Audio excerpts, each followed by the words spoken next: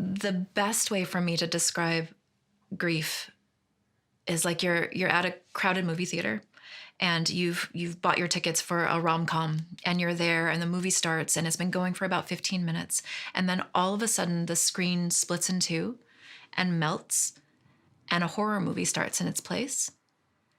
This isn't the movie that you showed up for. This isn't what you bought tickets for. And everybody else around you is behaving as though this is all perfectly fine. And you're like, wait a minute, this isn't right. Like, this is a horror movie. This is not what I signed up for. And they're like, yeah, it's just a movie. Just eat the popcorn. This is great.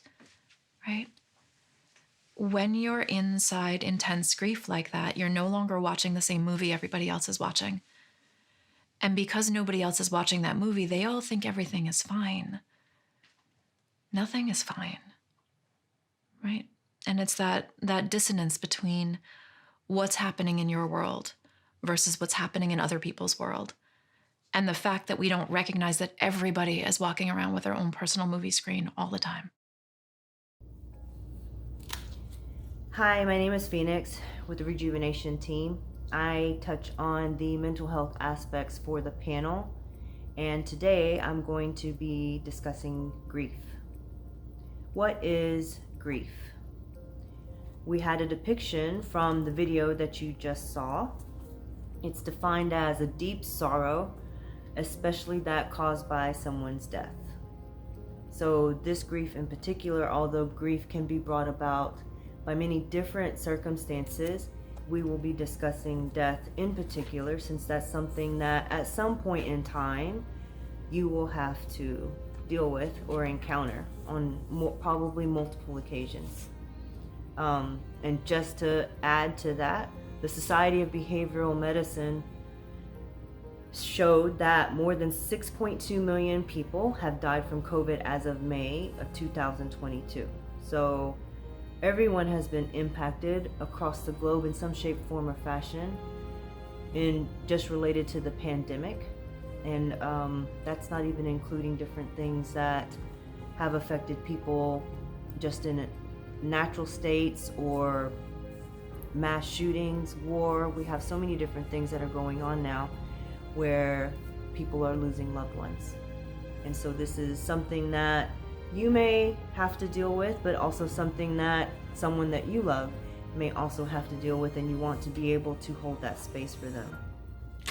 So in saying that, there are 5 widely accepted stages of grief, and I'll be going through each of these so that you'll know what to look out for. And it won't go in this order necessarily. Everyone grieves differently, and so that's something that we'll discuss at the end. So grief, the first stage is denial. Denial. You just received a phone call that someone close to you has died.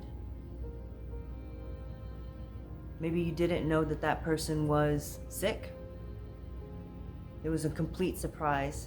Maybe you knew that this person wasn't well, but you weren't expecting it to be so soon, and you thought you had more time. You're like, no.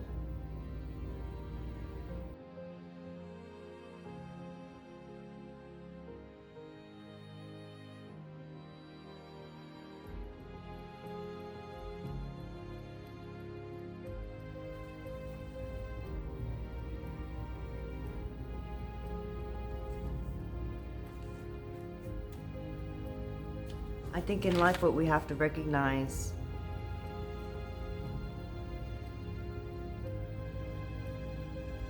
and appreciate is that we never know how much time we have, and to cherish the time that we do have.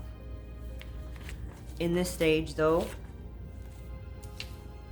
that time is gone. And so you're managing and trying to figure out, just really get your mind around what it is that you've just heard. You've just seen, however it is that you were given this information. This is actually a survival mechanism for people, because if we just took it all in and we just accepted it for what it was right at that moment, it would probably be too overwhelming, and too much for us to actually take on. So our body rejects it initially, so that we have time to go through this process at a pace that is acceptable and comfortable for us. The next stage is anger. You understand now what happened and you're angry. Whether it be angry at the person who's now gone, maybe someone took that person from you, you're angry at that person, you're angry. And sometimes what you have to understand as a person who is trying to help someone who is also grieving, you have to understand that they have to attach that anger to something or someone. And so a lot of times someone may come out of a grieving situation lashing out at people around them. And it's easy to do that. And it's also where the person who is there to be a loved one, to assist and help the person who is grieving, to allow them some grace in that period, because they feel overwhelmed with all of these different emotions. They're still trying to sift through what it is that has happened, and attaching that anger helps them to attach and feel attached. Underneath that anger is pain, which is something that they have to go through and sift through on their own. But in that meantime, that is what it is that they attach themselves to, because it's an easy thing to navigate through. It's easy to be angry. The next step is bargaining. This is the what ifs and the wish I had more time and the guilt sort of stage. What could I have done differently? If onlys. Negotiating with God. Maybe wanting a temporary truce. Wanting more time. What could I have done differently to make this situation different? And then we go into depression. Unfortunately, this is a stage that a lot of people spend a lot of time in. Empty feelings, withdrawal, maybe eating, overeating, undereating, substance abuse, different things to cope with the pain or not deal with it at all. This is too often seen as something that's unnatural, but this is a very acceptable behavior. Someone that you have had in your life for a very long time, or that was very close to you, is now gone. And so this is something that is not only acceptable, but a necessary process within these 5 stages. It's part of the healing. And then the last stage is acceptance. This is not to be confused with accepting as in everything is okay or being all right, because more than likely everything is not going to ever be all right. This person will not come back. It is accepting the fact and the reality that this person is no longer physically here. So not forgetting, not just getting over it, but really allowing yourself to sit in the feelings of and the reality of the person being gone. Now, not at any time, and I'll show something that I drew. I don't know if it shows it backwards. But what I meant by this not being linear is that there are 5 stages, but you can pop in and out of these at any time. Right at the beginning, it could come years later.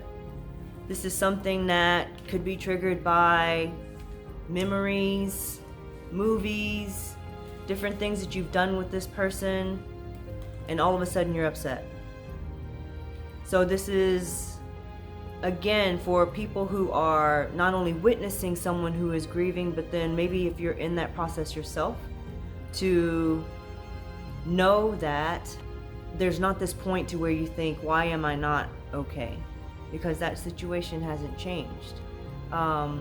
So the question that we put up yesterday was, is there a limit to, is there an unhealthy amount of time to grieve?